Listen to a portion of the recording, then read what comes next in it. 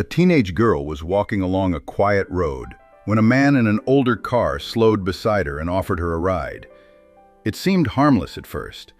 He spoke politely, didn't raise his voice, didn't act strange. She accepted, thinking it would be a short trip home.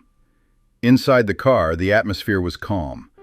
The girl sat by the window, watching trees blur past.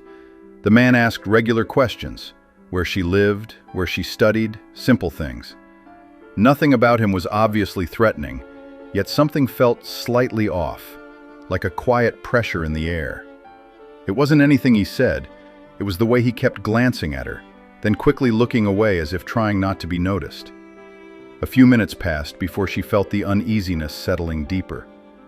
The road he was taking wasn't wrong, but he was driving slower and quieter than before. She decided she wanted to get out. To keep things polite, she pointed toward a random spot ahead and said she needed to stop there, pretending she had remembered an errand. He didn't stop. He didn't say no. He simply ignored the request, eyes locked on the road. She repeated herself, this time more clearly, asking him again to pull over. The man responded with a short, unsettling comment: "We're almost somewhere better." His tone wasn't angry, but it lacked emotion entirely. The strange tension tightened. She asked a third time, firmly, telling him she needed to get out immediately. The man still didn't slow down. The girl realized something was deeply wrong. Her instincts told her she had to leave the moving car. The car reached a bend in the road, and the speed dropped just slightly. She kept her hand on the door handle, waiting for the exact moment. The man noticed and told her to wait, his voice sharper now. She didn't wait. As soon as the car dipped into the curve, she pushed the door open and jumped out onto the roadside. She landed hard but got up quickly, running toward a cluster of trees. The man braked suddenly, but after a moment he drove away, disappearing around the curve as if abandoning the situation entirely.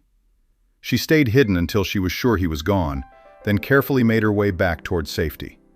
At the time, she didn't fully understand what almost happened, only that something felt wrong, and she listened to that feeling. Years later, after his arrest, the man admitted in an interview that she had been his intended first victim. Her instincts had saved her before he ever acted.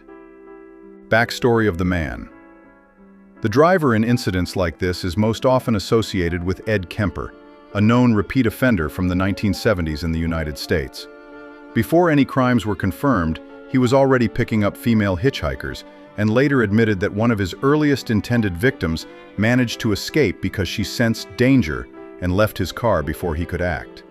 He openly discussed this encounter during interviews, explaining that the girl got out before anything could happen, which prevented her from becoming his first victim.